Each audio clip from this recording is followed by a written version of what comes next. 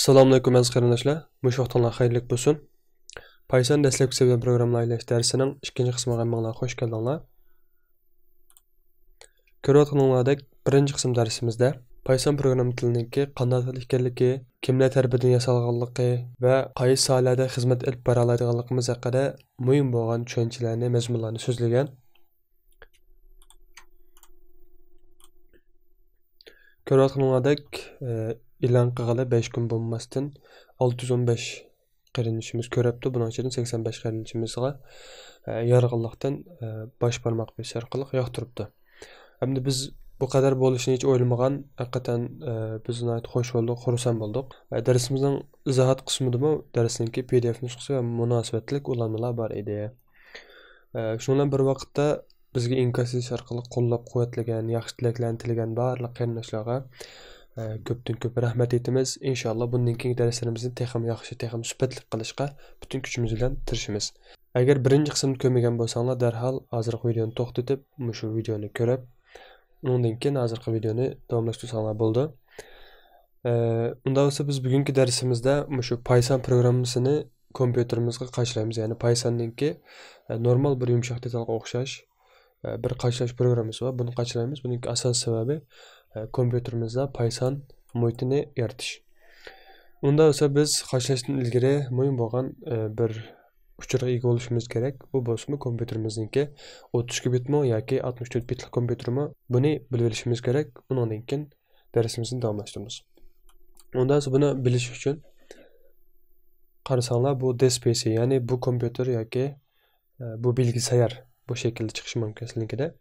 Bununla gelip mouse on konu basmasından keyin mana şekilde çıkıdı. Bunu en astidikine basmamız. Yani qaysi tilda bo'lsin, en astidikine basmamız. Basgandan keyin mana şekilde çıkıdı. Çıkan vaqtida qarasanglar bu yerda system type. Bu yerda 64 bitlik system ve 64 bitlik markaziy bir taraf qo'yish debdi. Yani kompyuterimiz 64 bitlik kompyuter degan. Belki bazı kompüterlerde 32 bitlik sistemi 64 bitlik merkezi bir taraf qo'yish bo'lishi mumkin. Bu şekilde mi yani 32 bitlikni tushiramiz çünkü kompüterimizdeki bor bo'lgan sistema 32 bitlik bo'lganligi uchun 32 bitlik sistemda ijro bo'lgan nusxasini tushiramiz. Bu şekilde tushiramiz. Bizning kompüterimiz 64 bitlik bo'lganligi uchun 64 bitlikni tushirmoqchi. Undan sonra biz Google'ga kirib Python deb yozamiz. Chiqib qoldi. Birinchi ulanmaga kiramiz. Kirgandan keyin qarasanglar, bu yerda download deb bor. Bu downloadning ichida Windows, Mac OS X deb bor. Windows kompyuterlar va yoki alma kompyuterlar. Biz oldingi darsimizda insonlarda bo'lishi mumkin, qo'shimcha sifatida Python 3 ni o'rganamiz va buni asosiy ishlatamiz deb o'tib ketgan. Shunlashqa bunu basmamız. Yani bevasi bunu basmasdan bunu basmamız. Windows yana basmamız yoki Mac OS yana basmamız. Agar almış ishlatgan bo'lib qolsanglar, shu dars bilan birlikda almoq qachlashni ko'rsatib o'taman.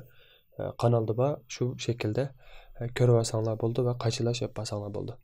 Undan so'ng Windowsga bosman, bosgandan keyin qarasanglar bu yerda 3.8 ishki nashr bor. Biz 3.8 ishki nashrini tushiramiz. Unda bo'lsa qarasanglar bu yerda bevosita XE shaklidagi qachlash hujjatini tushiramiz. Bu yerda 86 va 64 deb turdi. 86 deganimiz 32 bitlik, 64 deganimiz 64 bitlik. Bu şekilde bunu tushiramiz. Yani ma'ni tushsanglar bo'ldi, lekin bu zip shaklida tushdi. Bevosita kompyuterda hech qanday qo'shimcha narsadan ochmasdan bevosita ichilgan shakli shu XE shakli. Buni bosgandan keyin mana shaklda tushirdi 26 MB. Men desktopga ya'ni ustal ustiga tushirdim. İlgari darslarimizda shu tushish to'g'risida darslarimiz mavjud. Shu shaklda tushirasanglar bo'ldi.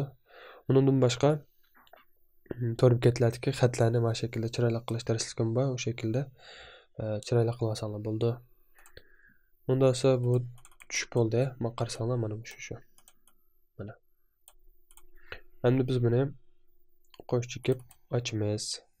Açqandan keyin qarasanglar, bu yerda diqqat qilgan nuqta cho'qim ma ishkiyaga to'g'ri belgisini qo'yib bo'lgandan keyin bevosita ustidagi initial nav degan, ya'ni hozir qachlash deganni bosamiz.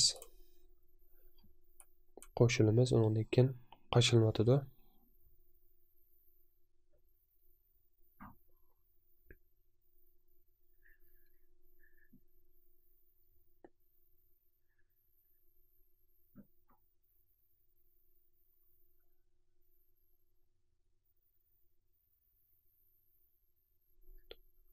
Ko'rayotganinglardek qaçınıp oldu. Biz bevosita close besish orqali oxirlashtiramiz. Hamda buni normal qaçlangan yoki qaçlanmaganligini bilish uchun CMD ko'znikka kirib buni bilamiz. Unda bo'lsa, qarasanglar sol tarafda mana bir izlash ramkasi bo'lishi kerak. Agar bu yer bo'lmasa, bevosita konuk taxtimizniki Windows konuksidan reyni bosgandan keyin mana shaklda bir ko'znak ochildi. Bu shaklda davomlashtirsak bo'ldi. Windows konuksi deganimiz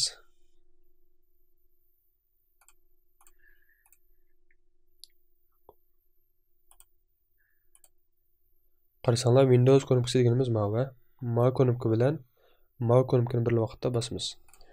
Windows reyni bosdim. Mana shaklda chiqqandan keyin CMD deb yozgandan keyin enterni bosamiz. Mana shaklda buyruq ko'znikka chiqadi. Bu yerga Python boshliq siziq version bosgandan keyin enterni bosgandan keyin qarasanglar Python 3.8.2 ya'ni bizning qaçlagan nashrimiz shu. Buni chiqarib bergan bo'lsa, muvaffaqiyatli chiqqan bo'ldi. Agar bu shaklda chiqmagan bo'lsa, qaytadan mush mashg'ulot bo'yicha birma-bir o'xshash shaklda mashg'ulot olib berish orqali qaçlab, eng oxirida CMD ko'znik orqali bu shaklda qaçlangan yoki qaçlanmaganligini jazmlashtirsanlar bo'ldi. Bundan sonra dersimiz müşahede olsun. Texim köp qarindoshlarning foydalanish uchun darslarimizni o'zaro tavsiya qilib qo'yishni, texim yaxshi bo'lgan darslarni ishlay olishimiz uchun qonunimizga ergashishlar birga darslarimizga bosh barmoq bosish orqali yoqtirishni unutmag'aysizlar. Allohga omonat.